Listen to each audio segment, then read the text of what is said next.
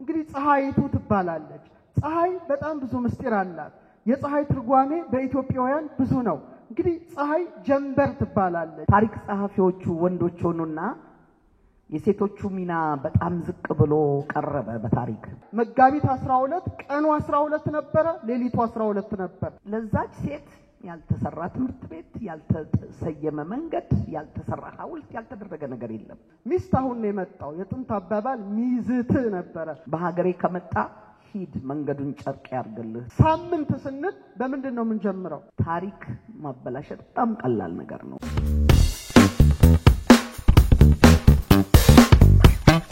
ያገራችን እንቁ ምናልባትም በጣት የሚቆጠሩ ሰዎች ሊሆኑ ይችላሉ እዚህ ዘርፍ ላይ እየሰሩ ያሉት የነገውን እየተነበዩልን ከመጽሐፍት እያጣቀሱ ብዙ ዕውቀቶችን የሚያስጨብጡን መጋቢ ሐዲስ ዶክተር ሮዳስ ታደሰ ቀጣይ እንግዳችን ናቸው እንዲሁ እንደቆምን በክብር ወደ መድረክ እንሸኛቸው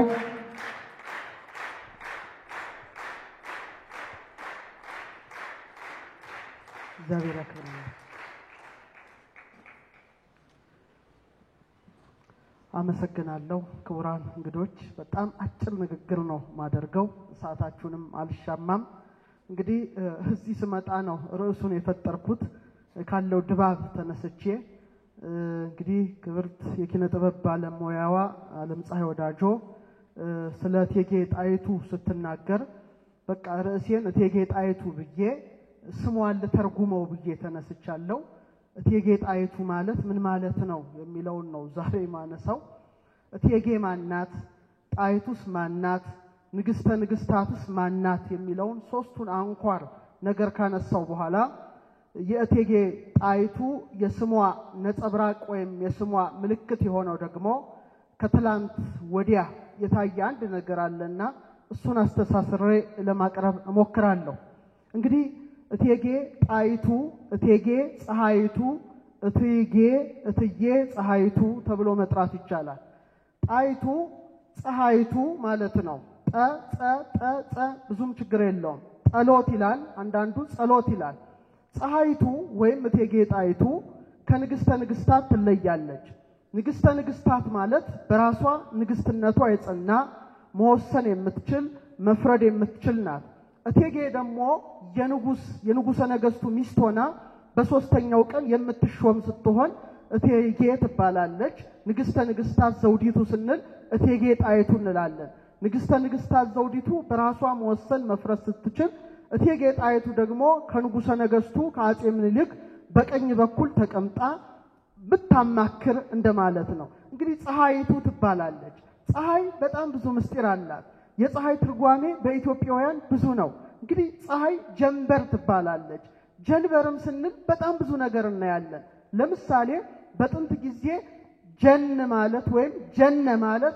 ገነ ወይም ገነነ ማለት ታላቅ ማለት ነው ንጉሰ ነገስቱን ታላቅ ስንላቸው ጃንሆይ እንላቸዋለን በር ማለት ደግሞ በር ማለት ብርሃን ማለት ነው ጀንበር ማለት ፀሐይ ወይም ታላቅ ብርሃን ማለት ነው ይሄ አንደኛው ፍቺ ነው ሁለተኛው ጃን ማለት ምን ማለት ነው ወይም ጀን ማለት ትልቅ ጋን ማለት ነው ከእንስራ ከፍ ያለ በር ማለት ደግሞ በር ነው የሚታወቀው እንግዲህ ልዑል እግዚአብሔር በአራተኛው ዕለት የፈጠራት የብርሃን በር ሲሉ ጀንበር ብለዋል ታዲያ እቴጌ ጣይቱ ቅባ መንግስትን በምትቀባበት ጊዜ ባቡነ ማቴዎስ ብርሃን ዘኢትዮጵያ እቴጌ ጣይቱ ተብላ ተሰይማለች የፀሐይን ስያሜ ይዛለች አሁን ሰሞኑን በጣም ፀሐይ ሞቆናል እውነትም ድንሽ ገዝተን ቤት ብንገባ ቺፕስ ሆኖ ይጠብቀናል በጣም ያበስላል ለምንድነው ፀሐይ ከትላንት ወዲያ ምድር ወገብ ላይ ነበረች ልክ ምድር ወገብ ላይ ስትሆን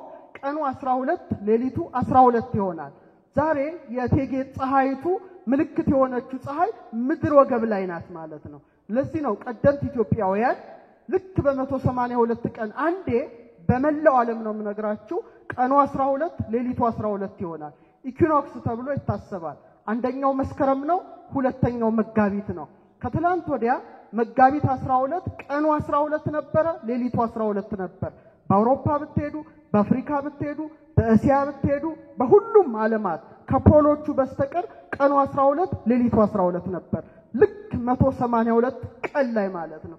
ታዲያ ቀደምት ኢትዮጵያውያንም ይህን የኢኪኖክስ ሳይንስ ጠንቅቀው ስለሚያውቁ የኢትዮጵያን ፊደል ሲሰሩ ወይም ፊደሉን ሲቀምሩ ቁጥሩን 182 አድርገው ፀሐይን ነው የወከሏል። ወደ ታች 26 ነው የኢትዮጵያ ፊደል፣ ወደ ጎን 7 ነው። 26 ሲባዛ 7 ስንት ነው? 182 ነው። የደ ጀ የነ ኘ የተ ቸ እነዚህ ነገሮችን ስታወጡ ወይም የጠንጨ ስታወጡ ትክክለኛው ፊደል ወደ ጎን 7 ወደ ታች 26 ነው። ቁጥሩን ስታባዙት 182 ነው። ልክ በ182 ቀን አንዴ እቴጌ ፀሐይቱ እንዳል ታላቋ ፀሐይ እቴጌዋ ፀሐይ ምድር ወገብ ላይ ሆና ቀኑን እኩል 12 ሌሊቱን እኩል 12 ስታደርግ ኢትዮጵያውያን ይህንን ነገር ጠንቅቀው ስለሚያውቁ የፊደላቸውን ብዛት 182 አደረጉ። ማድረግ ብቻ ሳይሆን ይሄንን እኩል የሚሆንበትን ወር የአዲስ ዓመት መጀመሪያ መስከረም አደረጉ። ይሄም የሆንበትን የጸደይ ወር መጋቢት አሉ። መጋቢት ማለት ፀሐይ ቀኑንም ሌሊቱንም መግባ እኩል የምታስተካክልበት ማለት ነው። የመመጋገብ ወር ማለት ነውና ሳይንቲስቶች ነበሩ ማለት ነው።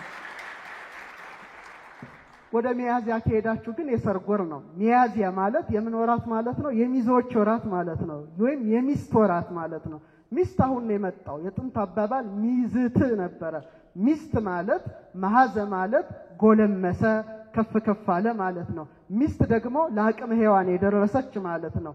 ሚዜ ማለት በራሱ መኑ ዝ ማለት ይማን ነው ማለት ነው። በጥንት ጊዜ ሙሽራውን ይመስላል፣ አሳሳሽ ነው። የሙሽሪት ዘመዶች ያዩትና መኑዝ ያማን ነው ይላሉ። ሚያዝያ ማለት ሰርግ የሚደረግበት የሚዛዝት ወራት ነው። ወደኛ ስንመጣ ደግሞ 182 እቴጌ ፀሐይን ወይም እቴጌ ፀሐይቱን በመወከሏ ዛሬ ደግሞ በሁለተኛው ቀን ይሄን ማክበራችን ለኔ በጣም አስገራሚ ሲሆን ስለ ኢትዮጵያ ፊደል አንድ ጨምርላችኋለሁ። ስንት ፊደል አለን? ወደ ጎን ስንት ፊደል አለን? 7 ፊደል አለን። ሀ ግዕዝ፣ ሁ ካዕብ፣ ሂ ሳልስ፣ ሀ ራብዕ፣ ሄ ሐምስ፣ ህ ሳድስ፣ ሆ ሳብዕ እያንዳንዱ 7 ስነ ፈለክ አካላትን ይወክላሉ። ሀ ፀሐይን ትወክላለች፣ እቴጌ ፀሐይቱን በሉት። ሁ ደግሞ ቀመርን ወይም ጨረቃን ትወክላለች። ከሂ ጀምሮ እስከ ሆ ደግሞ 5ቱን ፕላኔት አጣርድን ወይም ሜርኩሪን፣ ዙህራ ወይም ቬነስን፣ መሪ ወይም ማርስን፣ መሽተሪ ወይም ጁፒተርን፣ ዙሃል ወይም ሳተርንን እንዲወክል አድርገው 7 ፊደል ወደ ጎን ሰርተዋል። 7ን ሳነሳ አንድ ፊደል ትዝ አለኝ። ሰ የሚለው ፊደል ሰ ሀ 1 ለ 2 ሐመርሃ 3 መ 4 ረ ሀ ለ ሀ መሰረሰ ሰ ስንት ላይ ናት? 7 ላይ ናት። ለምንድን ነው ሰን 7 ላይ ያደረጓት ሲባል በጣም በሚገርማችሁ መልኩ 7 ብዙ ምስጢር ስላለው ነው። አንደኛ ሳምንት ስንል በምንድን ነው የምንጀምረው? በሰ ነው አይደል እንዴ? ሰሙን ማለት 7 ማለት ነው። ስለዚህ ሳምንት 7ን ስለሚወክልላቸው ሰን ስንት ላይ ያደረጓት? 7 ላይ ያደረጉ። ሁለተኛ 7 ሰማያት አሉ ይባላል። ጽርሐ አርያም መንበረ መንግስት ሰማይ ውዱድ ኢየሩሳሌም ሰማያት ኢዮራማ ኤረር ይባላል። 7 የብርሃን ሰማያት። ስለዚህ የሰን ቦታ 7 ላይ ያደረጉና 7ቱን ሰማያት እንድናስብ አደረጉ። ቀጠሉና ሰው ማለት 7 ነው። ሰው ማለት ምንድነው? 7 ነን። በቃ 7 ነገሮች ነን። የ7 ነገሮች ውህደት ነን። እሳት አለኝ፣ ውሃ አለኝ፣ ነፋስ አለኝ፣ መሬት አለኝ። 4 ነገሮች ከበውኛል። እንደ እሳትነቴ ሞቃለሁ፣ እንደ ውሃነቴ እንባ ፈሳሽ ይወጣኛል፣ እንደ መሬትነቴ አጥንት፣ ጅማት፣ ጠጉር፣ ጥፍር የመሬት አካል ነው። እንደ ነፋስነቴ እፍላለሁ። 4ቱ ነገር ሲከቡኝ እነዚህ 4ቱ ነገሮች ከአትክልት እኩል ያደርጉኛል እንጂ ሰውን ሰው ስለማያደርጉኝ ረቀቅ ያለች ነገር ደግሞ ውስጥ ያለች ልብ አለኝ፣ ቃል አለኝ፣ እስትንፋስ አለኝ። እነዚህ የነፍስ ባህሪያት ናቸው። 4 ሲደመር 3 ስንት ነው? ሰብ ማለት ወይም ሰው ማለት በሰ ነው የሚጀምረው። ሰው ነው የምንባለው። 7 ነገር ስላለን ሀ ለ ሀ መሰረሰ ሰን ስንት ላይ ያደረጉ? 7 ላይ ያደረጉ። ልብ፣ ቃል፣ እስትንፋስ አለኝ። ለምሳሌ ልብ፣ ቃል፣ እስትንፋስ። አንድ ደራሲ እኔ አሁን 23 መጻሕፍት ጽፌያለሁ። ልቤ ውስጥ ያለውን ምስጢር ወረቀት አዘጋጅቼ እስክሪፕቶ አዘጋጅቼ እጽፈዋለሁ። ከተጻፈ በኋላ ያታትሞ ልብ ውስጥ ያለው ምስጢር ታትሞ በቃልነት ይወጣል። ምን ይባላል? በጥንት ኢትዮጵያውያን ልብ ወለድ ይባላል። ልብ ምንን ወለደ ማለት ነው? ቃልን ወለደ ማለት ነው። ከልብ እስትንፋስ ይወጣል። ልብ ቃልን ይወልዳል፣ ልብ እስትንፋስን ያወጣል። ስለዚህ ሶስት ነገሮች ውህደትና እንደገና የአራት ነገሮች ቅንብር በድምሩ 7 ስለሆንኩኝ አባቶቻችን ሰውነቴን እንዳውቅ ሀ ለሃ መሰረ ሰ ብለው እሳቱን ሰስንት አደረጉ? 7 አደረጉ። ሌላው 7 ሽክርክሪቶች ዓለምን ይመሯታል። ዓለም ቢል 7 ዕለታት በ7 ሽክርክሪት ውስጥ አለ። እነዛ 7ቱ ደግሞ ምንድናቸው? ከሀ እስከ ሆ ያሉትን ይወክላሉ። ቀላል ነገር አይምሰላችሁ። አውደ ዕለት ከእሁድ እስከ ሰኞ፣ አውደ ወር የወር ውደት፣ አውደ ዓመት በፀሐይ 365 ዕለት፣ በጨረቃ 354 ዕለት፣ ከ22 ኬክሮስ፣ ከ1 ካሊት፣ ከ37 ሳልሲት፣ ከ52 ራቢት፣ ከ48 አምሲት በኢትዮጵያውያኑ ሳይንቲስቶች ማለት ነው። አውደ አበቅቲ 19 ዓመት ሳይክል አለ። አውደ ፀሐይ 28 ዓመት ሳይክል አለ። አውደ ማህተም የ76 አለ። አውደ ቀመር የዓለም ውደት ሁሉ የሚጠቃለልበት 532 አለ። በአጠቃላይ ስንት ሳይክሎች አሉ? 7 ሳይክሎች አሉ። በዚህ ነው ዓለም የምትነዳው፣ ከዚህ ውጭ አትወጣም። ስለዚህ ከሀ እስከ ሆ አድርገው 7ቱን ሳይክሎች በእስከ ሆ ሳብ ድረስ ወክለው አስቀምጠዋል። እንደገና ሀ ግዕዝ ምን ማለት ነው? አንደኛ ማለት ነው። እሁድን ይወክላል። እሁድ ማለት ምን ማለት ነው? አሃዱ ማለት አንድ ማለት ነው። ሁ ከእብ ማለት 2 ማለት ነው። ሰኞም ማለት 2 ማለት ነው። ሰኒዎት ማለት 2 ሁለተኛ። ቀጥሎ ሀ ግዕዝ ሁ ከእብ ሂ ሳልስ ማለት ደግሞ ሰሉስ ወይም ማክሰኞ ሳይሆን ማግሰኞ የሰኞ ማግስት 3ኛዋን ዕለት ትወክላለች። ሀ ምን ረቡን ትወክላለች 4ኛ ቀን። ሄ ሐሙስን 5ኛ። ህ ሳድስ ደግሞ አርብን ትወክላለች። ሆ 7ኛዋን ዕለት ቅዳሜን ትወክላለች። ስለዚህ ተራቀውባታል ማለት ነው። በዚህ አሁን ይሄንን ማነሳው ምንድነው? ከትላንት በስቲያ ፀሐይ ምድር ወገባችን ላይ ሆና ቀኑን 12 ሌሊቱን 12 አድርጋ እስካሁን ትንሽ ፈቅ እያለች ሄዳ በትክክለኛ ዲግሪ ወጣ። በትክክለኛ ዲግሪዋ በመጥለቋ የ182ን ቀመር ቀደምት ኢትዮጵያውያን ደርሰውበት በፊደላቸው ላይ ቀምረው ሲያስቀምጡ የዛሬዎቹ ፈላስፋነን ባዮች ደግሞ ፊደል ይቀነስ ይላሉ ሲያስቁ። ሰው ትምህርት መማር ሲያቅተው ፊደል ይጥፋ፣ ሂሳብ መማር ሲያቅተው ሂሳብ ይጥፋ የሚል አንዳንድ ሞኝ አይጠፋ። ለማንኛውም ግን አንድ ነገር ጨምሬላችሁ አበቃለሁ። ምኒልክ ሲል አሁን ጣይቱን ስላነሳናት ነው። ሀ ለሃ ስንተኛ በስንተኛ ፊደል ነው የሚጀምረው? መ ነው አይደለ? መስንተኛ ላይ ናት? ሀ ለሃ መን ለምን 4ኛ ቦታ አደረጓት? ምኒልክ የሚለውን ሳነሳ ትዝ ብሎኝ ነው። ሀ ለሃ መ በጣም ብዙ ምስጢር አላት። 4ኛ ላይ ነው ያሰፈሯት። እያንዳንዱ ከሀ እስከ ፐ 800 ቁጥር አለው። እያንዳንዱ ፊደል ሳይንስ ነው፣ ቁልፍ ነው፣ ትልቅ ቁልፍ ነው። እሱን ቁልፍ ካገኘ ማትፈታው ነገር የለም። ሰማይ ምድር ውቅያኖስ መፍታት ትችላለህ። ስለዚህ ነው ብዙዎቹ ቺን ፊደላችንን ስለማይወዱ እንድትጠፋ በጣም ቢሞክሩ አልተሳካላቸውም። ብዙ ሙከራ ተደርጓል። ምኒልክ መሳነሳ አንድ ነገር ትዝ አለኝ። ማለት 4 ነው። ምድር ስንል በምንድነው ፊደሉ የምንጀምረው? በመ ነው አይደለ? በጣም ጥሩ። ምድር 4 ነገሮችን ይዛለች። እሳትን ይዛለች፣ ውሃን ይዛለች፣ ነፋስን ይዛለች፣ ምንን ይዛለች? መሬትን ይዛለች። ጸብር ትባል ነበር፣ በኋላ መሬት ተባለች። ደርቃ ስትፍታታ ምድር ተብላለች፣ ማደሪያ ማለት ነው። ስለዚህ እሳትን፣ ውሃን፣ ነፋስ፣ መሬት ክላሲካል ኤሌመንትስ ወይም ነባር ንጥረ ነገሮችን 4ቱን ጠባያት ስለያዘች 4ኛ ላይ ሆናለች። ስንል 4 ነገር አለ ማለት ነው። እሳት አለ፣ ውሃ አለ፣ ነፋስ አለ፣ ምን አለ? መሬት አለ ማለት ነው። ስለዚህ ይሄ ሁሉ ኮድ በኢትዮጵያ ፊደል ላይ ተቀምሮ ስናይ አባቶቻችን በእውነት በውጊያ ብቻ ሳይሆን ሳይንቲስት የነበሩት በእውነት በምርምርም ሳይንቲስት ነበሩ። ክብር ይግባቸው ላለው በእውነት። በመጨረሻም የኢትዮጵያ ስርዓተ መንግስት ትንሽ የተለየ ነው። በተለይ የኢትዮጵያ ብራና መጻሕፍት እዚህ ሳይሆን ጀርመን ነው የሚፈተሹት። እኔ አሁን ብዙ ዓለም አቀፍ ዩኒቨርሲቲዎች ጎብኝቻለሁ፣ ብዙ ሀገራትም አይቻለሁ።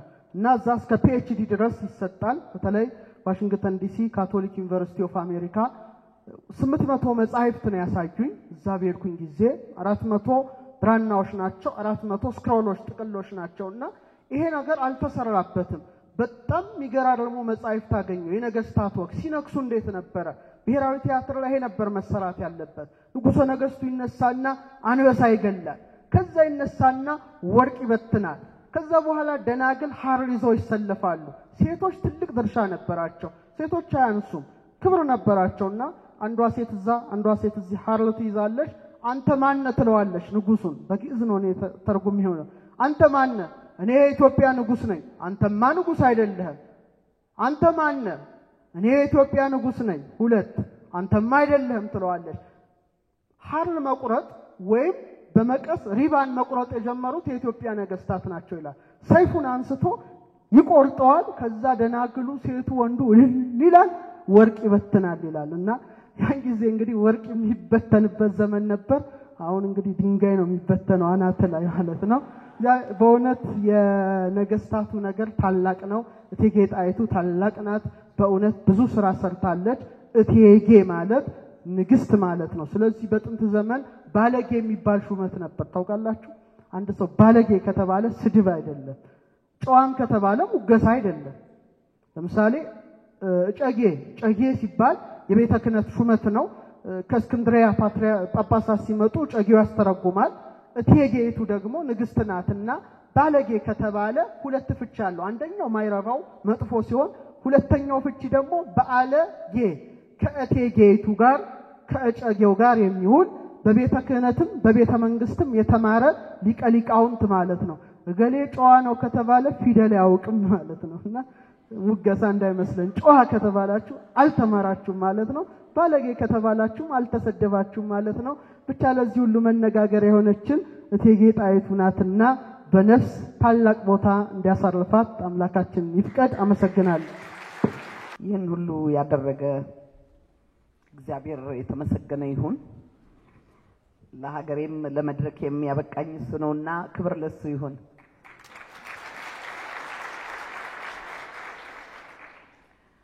በመቀጠልም አድዋ ያንድ ወር ያንድ ሳምንት ያንድ ቀን በዓል አይደለም በማለት ይሄንን ድንቅ ፕሮግራም ላዘጋጁ የኮሚቴ አባላት ከፍተኛ ምስጋና ይድረሳቸው።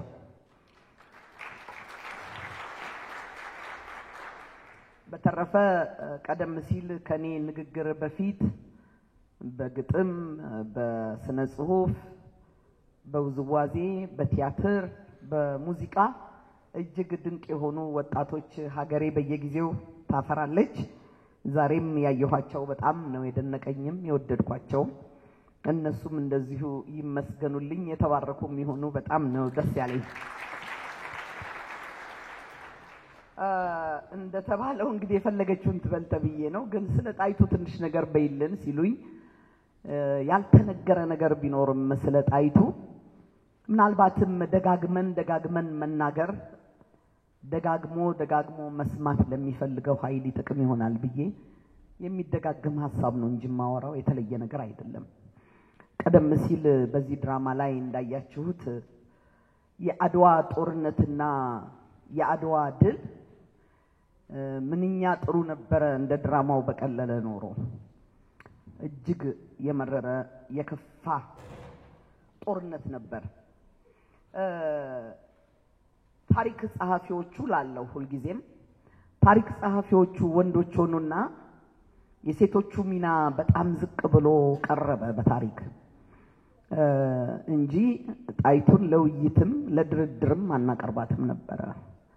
የታደለ ከጣይቱ ያነሰ ትንሽ አስተዋጽኦ ላበረከተ ሰው ሐውልትም መንገድም ህንጻም ሲሰይም ይኖራል።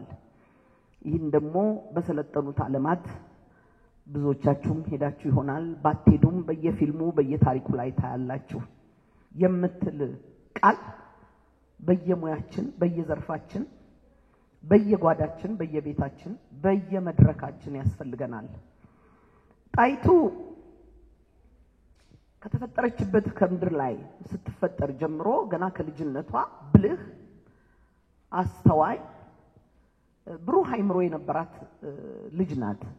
በተለይም አባቷ ደጃዝማች ብጡል ካረፉ በኋላ ወደ ጎጃም ከናቷ ጋር ሄዳ በእንጀራ አባቷ ባለቃ ኃይሉ እጅ ስትገባ በኢትዮጵያ ውስጥ ያሉትን መሰረታዊ የምንላቸውን የባህላዊ ትምህርት እስከ 13 ዓመት ድረስ በተከታታይነት መውሰዷ የዚህ ያስተዋይነትና የብስለቷ መነሻ ይሆናል ተብሎ ይታመናል።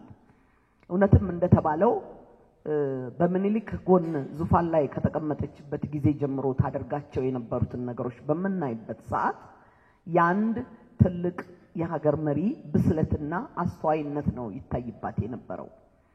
ጣይቱ ባለ ህልም ናት፣ ባለ ራዕይ ናት።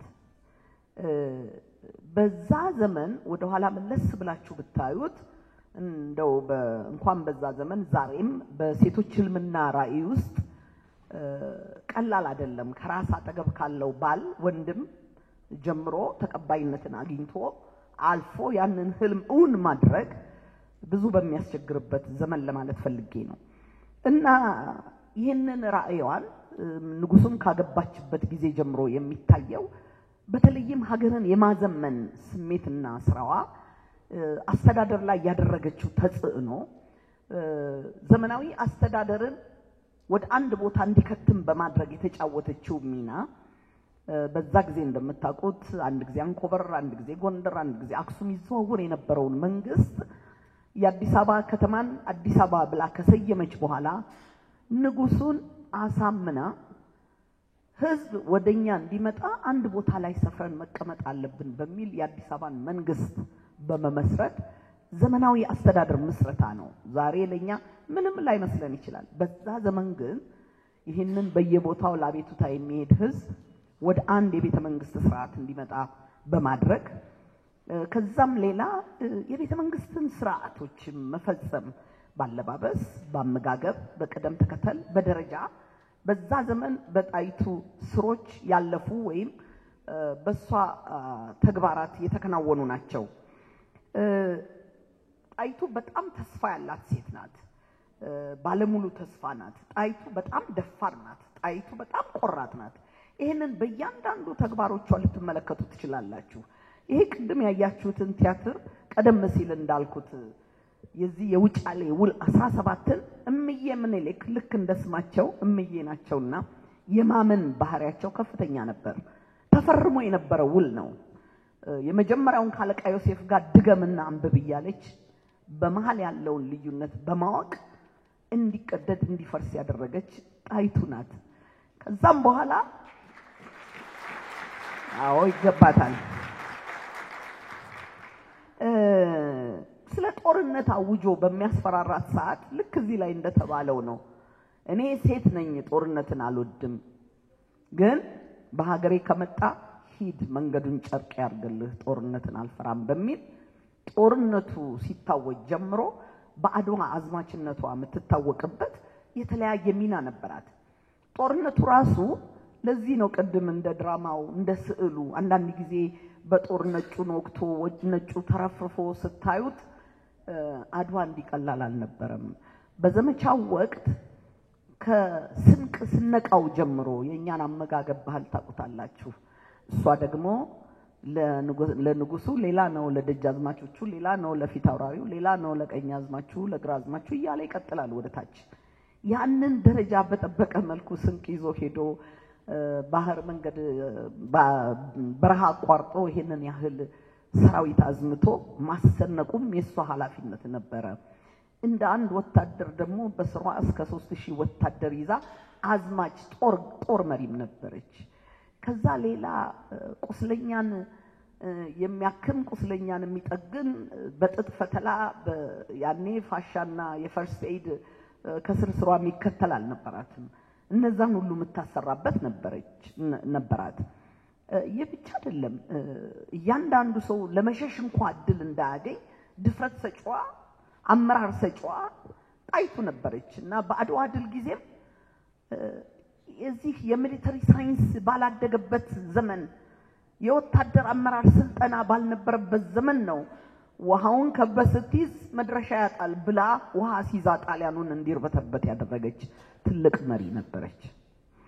እና ጣይቱ እንዳልኩት ከተማ ቀያሽ ነች በዛ ላይ ገጣሚ ነች በገና ደርዳሪ ነች ምናልባትም የሙዚቃና የስነ ጽሁፍ ስሜቷ ደግሞ ያንን የፍቅር የህብረተሰብን ማፍቀር ኃይሏን ከዛ ይሆናል የገነባችው ከዚህ በተረፈ አማኝ ናት በእምነቷ ደግሞ በጎጃም በጎንደር በሸዋ በአዲስ አበባ በረገጠቻቸው ምድሮች ያሰራቻቸው ቤተክርስቲያናት የሚናገራሉ ከዛም አልፎ ኢየሩሳሌም ላሉት ገዳማት ትልካቸው የነበሩትን የቁሳቁስ የገንዘብ እርዳታዎች በየመጽሐፉ ላይ ታዩታላችሁ ባለሙያ ናት በዚህ በአዲስ አበባ ከተማ በሰፈሩበት ጊዜ የነበረውን እንደ ዘበት እንደ ቀላል እንድናው አልፈልግም ከተራ የቅመም አቀማመም ጀምሮ የቤተ መንግስትን የምግብ ስርዓት ለዚህ ህብረተሰብ ያወረሰች ናት እና ወግና ስርዓት እንዲኖረው ያደረገች ነች ካለባበስ ጀምሮ ያ ብቻ አይደለም ፈረንጆቹን ትጠይቃለች በጣም ጠያቂና አዋቂ ናት እና አሁን በውጪ የቤተ መንግስት እንግዶች እኮ ቤተ መንግስት አይጋበዙም ሆቴል ነው ሲሏት ምንድነው ሆቴል ማለት እንዲህ ተደርጎ ምግብ እየተሸጠ የሚቀመጥበት የሚበላበት ጣይቱ ሆቴልን ከፈተች ክፍት ነው አይምሮዋ አዲስ ነገር ለመቀበል እና ንጉሱን እርሶ ካልሄዱ መኳንንቶቹ እንጀራ ከፍለው መቼም አይበሉም ብላ ንጉሱ መጀመሪያ ጣይቱ ሆቴል እንዲሄዱ አርጋ መኳንንቱ እንዲመገብ አርጋ ያንን ስርዓት ያስጀመረች ናት ይሄ ስሞል ኢንደስትሪ ነው መጀመር ደግሞ ሙካሽ ካባዋ ጌጦቿ ጫማዎቿ ከውጭ ሲመጡ ባለሙያዎቹን ለምንድነው ያንተን ባለሙያ ልከህ የኔን ልጆች ማስተምረው በማለት ባለሙያ ያመጣች የሀገሯን ሰዎች እንዲማሩ በማድረግ ስሞል ኢንደስትሪንም ታከናውን የፈጠረች ወይም መሰረተች ናት ጀግና ፈጣሪ ነች ጀግና ፈጣሪነት ደግሞ እንዲህ ዝም ብሎ አይገኝም ቀላል አይደለም ፍቅርንም ማስተማርንም ማሳደግንም ጣይቱ መሃን መሆኗ ነው በስተመጨረሻው ላይ የደረሰባትን በደል ስንስማ በቤተ መንግስት የመሃንነት ጥያቄዋ ችግር ፈጥሮባት እንደነበር እናያለን ይሄ እንግዲህ በአብዛኛው እዚህ ባህላችን ላይ የነበረ ድክመት ቢሆንም ከየክፍለ ሀገሩ ሳትለይ አምጥታ ወደ 200 ህፃናት አስተምራ አጀግና የጦር መሪና አበጋዝ ያረጋቻቸው ነበሩ አባ መላን ጭምር ከልጅነታቸው ኮትኩታ ያሳደገች ያኖረች ጀግንነት የፈጠረች ጀግና ቀራጭ ፈጣሪም ነበረች ይሄ ሊዘነጋ የማይገባው ትልቁ ችሎታዋ ነው ከዚህ በተረፈ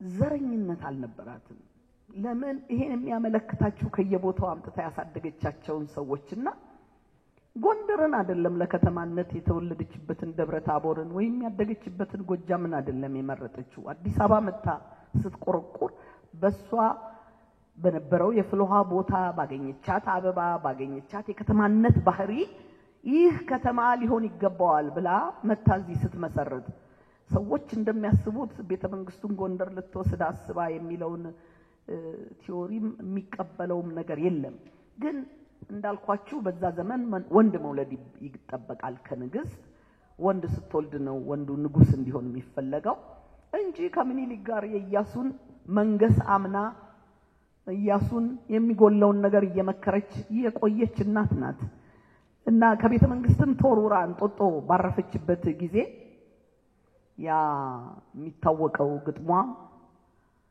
ተወዶ ከመኖር ተጠልቶ መውለድ ማን ያይብኝ ነበር ይሄን ሁሉ ጉድ ብላ አዝና የሄደች እናት ናት ባለመውለዷ ግን ይሄ ብቻ አይደለም እዛ ከደረሰች በኋላ ኢያሱ የጦርነትና የግጭት ነገር ሲገጥመው እግሯ ስር ወድቆ መጠየቅ ነበረበት ምክር መስማት ነበረበት የሰገሌ ጦርነት ሲመጣ ከቤተ መንግስት አባራችሁኛል አያገባኝም አላለችም እና ኢያሱን ይሄንን ደጃዝማች አትችለውም ይሄን ፊት አውራሪ አባብለው ያኛውን ግን ግጠመው እያለች ከዛ ሆና በሷ ምክር ነው ያ ጦርነት ዳር ደርሶ ለድል የበቃው ይሄም እንደዛ በኢትዮጵያ አኩርፋ አዝና ማጣቀም ይሄ ሁሉ በደልም ከደረሰ በኋላ የሚደንቀው ነገር እኛ ዜጎቿ ትውልዷ ወይም ልጆቿ ብዙዎቻችሁ ስሜታችሁ ተነክቶ መታሰቢያው እንዲቆም እንደምትፈልጉ አውቃለሁ። የሚቀር ነገርም አይደለም፣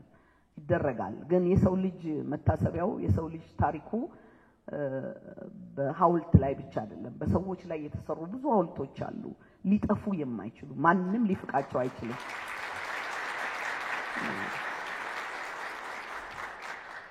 ማፍረው ግን ምን ብቃት ምን አቅም ኖሮን ነው? እንደው ምን ሰርተን ነው እነዚህን የሚያካክሉ ታላላቅ ሰዎች ለመጥራት የሚከብደንን ኃይሎች ለመናቅ የቻልነው የሚል ነገር ይገርመኛል። ምክንያቱም ታሪክ መስራት ከባድ ነው። ታሪክ ማበላሸት በጣም ቀላል ነገር ነው። ቁጭ ብሎ ዛሬማ ሶሻል ሚዲያ ላይ እጃቸው ላይ ባለ ስልክ ይቻላል። ይሄ አይደለም ግን ታሪክ መስራት እና እነዚህ ታላላቅ መሪዎች እኛ ስላልነው የሚጠፉ አይደሉም።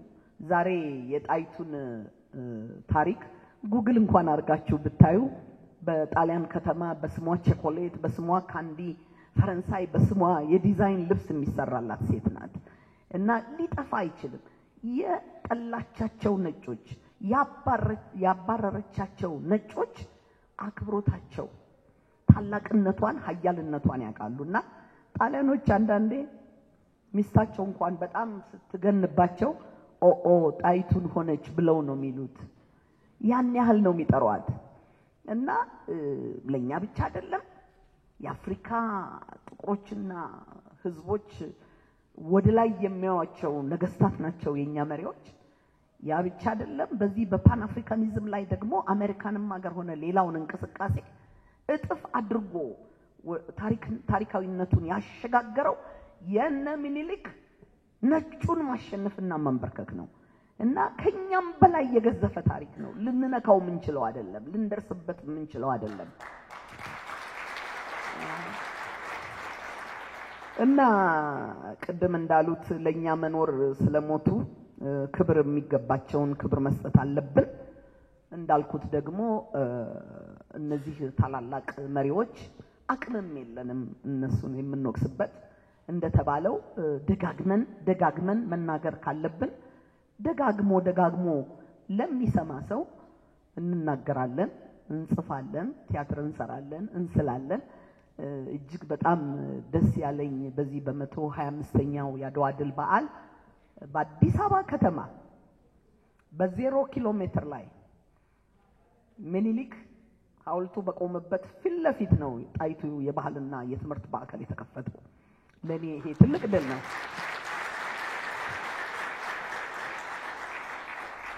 እና ይሄንን ነገር ደግሞ የግል የኛ ብቻ ሳይሆን የመላው ኢትዮጵያዊ የትግል ውጤት ነው። የመላው ኢትዮጵያዊ ሀብት ነው። የመላው ኢትዮጵያዊ ቅርስ ነው። ሁላችሁም በእውቀት፣ በጉልበት፣ በገንዘብ በመርዳት ህልምና ምኞት ይዤ መጣሁ እንጂ ሀገሬ ምንም ነገር እንዳልያዝኩ በስደት ይህንን ነገር ለመመስረት ስደክም እንደኖርኩ ታውቃላችሁ። እንድትተባበሩ እንድታገዙ ፈልጋለሁ። የእውነትም ደግሞ 5 ብር 10 ብር ሚስማር ለመግዛት ምንም ነገር ለማድረግ እንደምትረዱ አምናለሁ። ከዚህ በተረፈ ግን በእለቱ ላይ ኖራችሁ ወይም በሚዲያ ሰምታችሁት ይሆናል ከጣይቱ ጋራ ፈትል ስፈትል የነበረች ያያቴ የፈትል ሙዳ ያለና ተረከቡኝ እያለ የመጣ ኢትዮጵያዊ ያለ የአባቴን ጎራዴ ተረከቡኝ ያለን አለ። ያ ነው ፍቅሩ፣ ስሜቱ እና ሐሳቡ ስፒሪቱ ተፈጥሯል። ለኔ ያ ነው ትልቁ ነገርና ጣይቱ ምን ጊዜም ቋሚ ናት። ምኒልክ ምን ጊዜም ቋሚ ነው። አድዋ ምን ጊዜም ቋሚ ነው። ኢትዮጵያ ለዘላለም በሰላም ትኖር። አሜን።